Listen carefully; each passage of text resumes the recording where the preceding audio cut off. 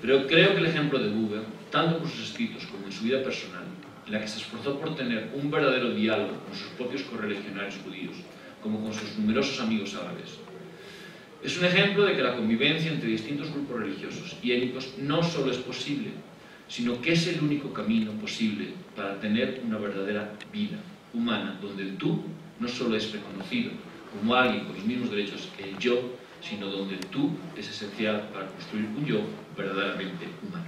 Muchas gracias. De su vida, Franz Rosenzweig, y Franz Rosenzweig se opuso tenazmente al sionismo, y después la confluencia entre Buber y Scholem en la creación del Shalom, que es uno de los grandes movimientos derrotados.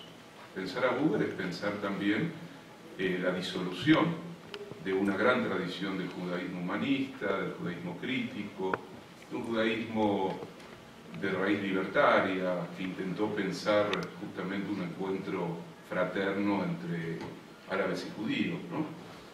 La pregunta, simplemente para seguir escuchando la exposición, es ¿hasta dónde la visión buberiana del retorno, de la reconstrucción de Sion y su debate con Rosenzweig, aparte justamente de eso, no implicaba un abandonar parte de su propia concepción del judaísmo en nombre de una nueva forma de idolatría que sería justamente la tierra?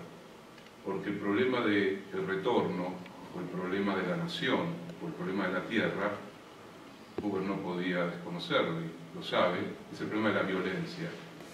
Y simplemente para terminar de agregar esto, hay una famosa carta de Gershom Scholem a Franz Rosenzweig, para los 40 años de Rosenzweig, donde Scholem se pregunta si la secularización del hebreo no llevaba dentro suyo el peligro de una violencia inédita, allí donde la lengua sagrada se iba a contaminar con el habla vulgar.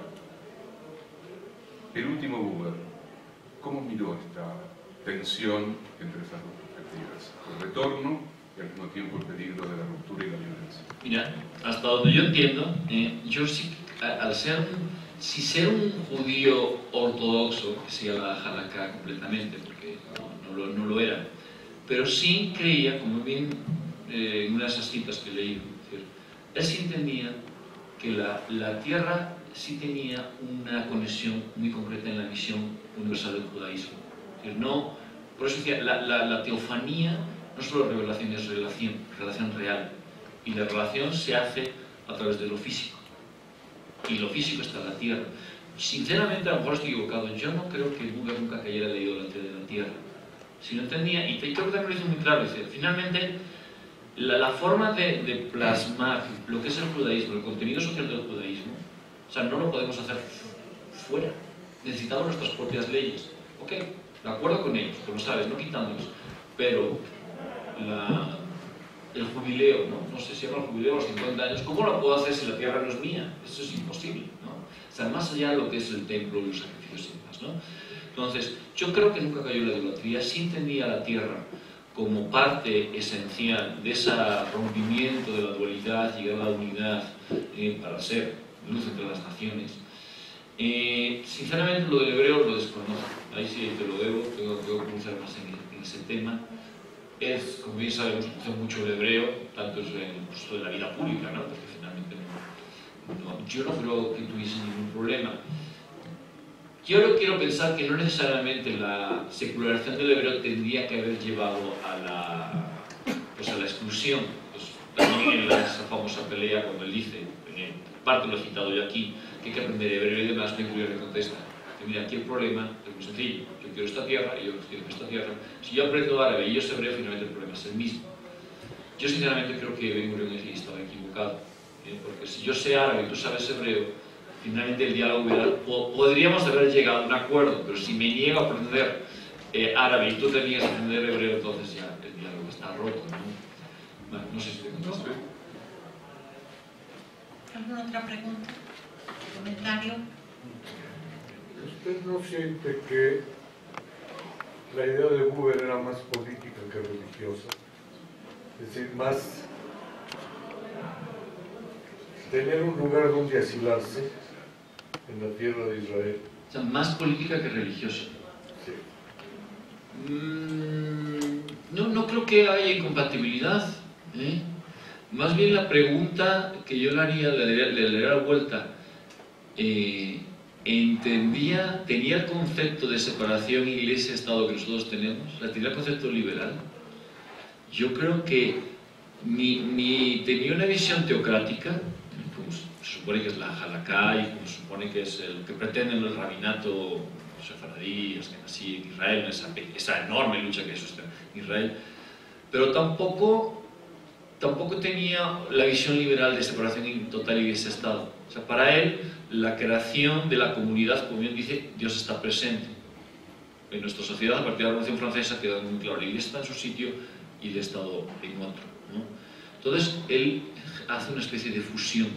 Claro, ahí nos falta una serie de elementos muy claros, porque él tampoco llega a la cuestión muy práctica. ¿Cómo hay que concretarlo? ¿Quién es el que decide?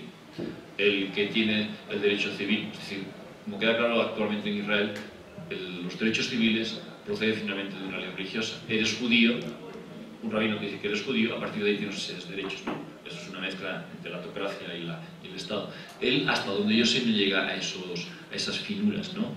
Es decir, él pretende crear un Estado donde haya justicia, socialista por supuesto, donde haya una convivencia. Entonces yo tengo que compartir con los árabes, decidir en los asuntos comunes. Después la comunidad judía es la que tendrá que decidir los asuntos internos. Pero cómo hacerlo no lo dice, ¿eh? Hasta donde yo sé, ¿no?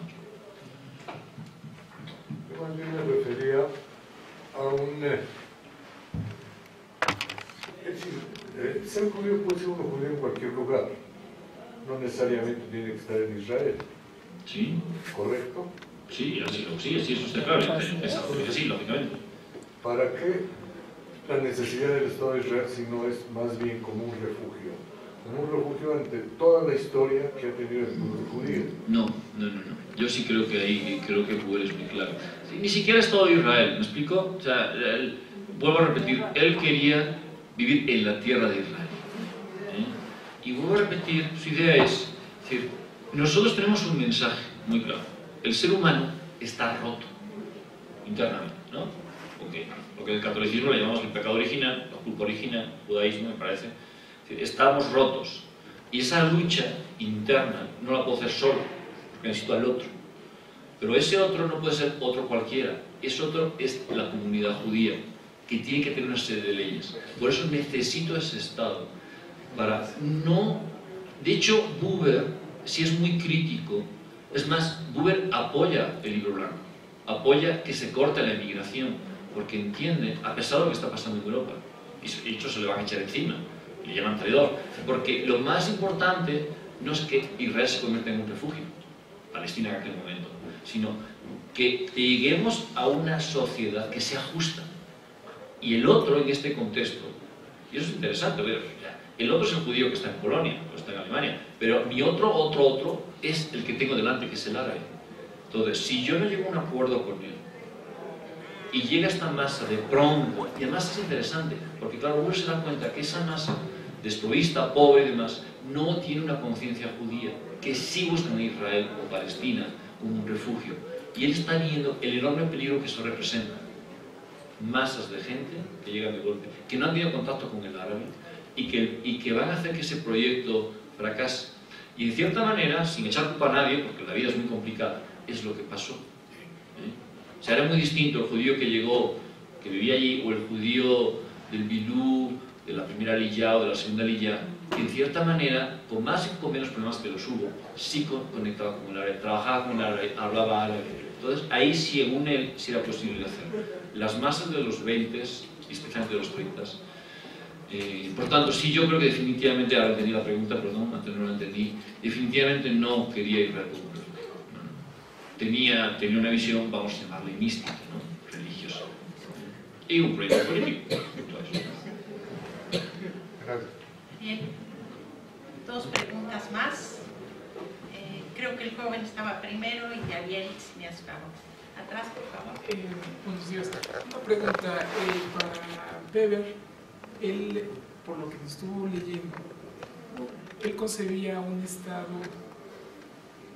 formado tanto por árabes como por judíos, y actualmente, o sea, si lo traemos al estado actual, como está la situación, ¿cómo lo vería? ¿Lo estaría viendo exactamente de la misma forma o ya de manera... Bueno, yo sé que es difícil la pregunta. Bueno, esa pregunta es perfecta en este coloquio, porque también algunos comentarios se quedan, como dijo el padre, un cuestionamiento, ¿verdad? Es para suscitar conciencia, para suscitar preguntas, reflexiones, y bueno, pues esa es una, y quizá la unimos con la de Ariel, para que si nos das una respuesta. Okay. Sí, porque, a ver, Ariel, por favor. Un comentario.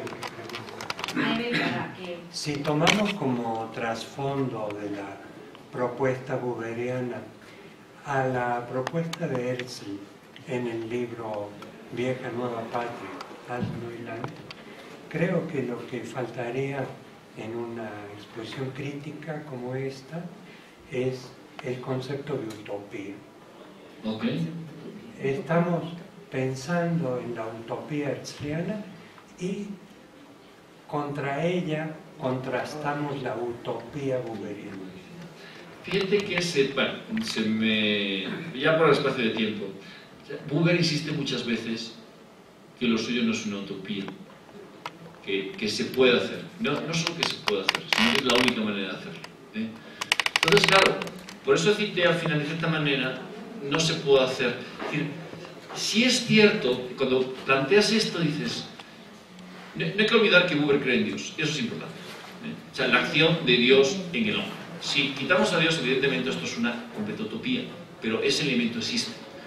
Entonces, él cree que su esfuerzo personal y el esfuerzo colectivo del judaísmo, porque si el judaísmo tiene una misión, es porque la puede llevar a cabo, si no Dios no se lo hubiera pedido. Entonces, en esa misión, en esa lucha contra la ruptura interior y la salida hacia el otro, y ese generar ese encuentro, si es posible con dos personas, ¿por qué no es posible con una comunidad? Y por eso insiste, y en cierta manera diríamos que, y eso es lo que más me gusta de él, pues a pesar de los pesares es la única manera justa de hacerlo. Si vemos la política de Ben-Gurión, es una política realista, literalmente, ¿eh? Política que supongo que Kissinger, que Napoleón, que, bueno, podríamos poner mucha gente más, ¿no? Defendería.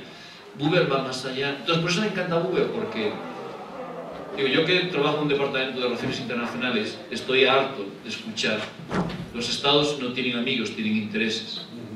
Y dices, y Buber no piensa así.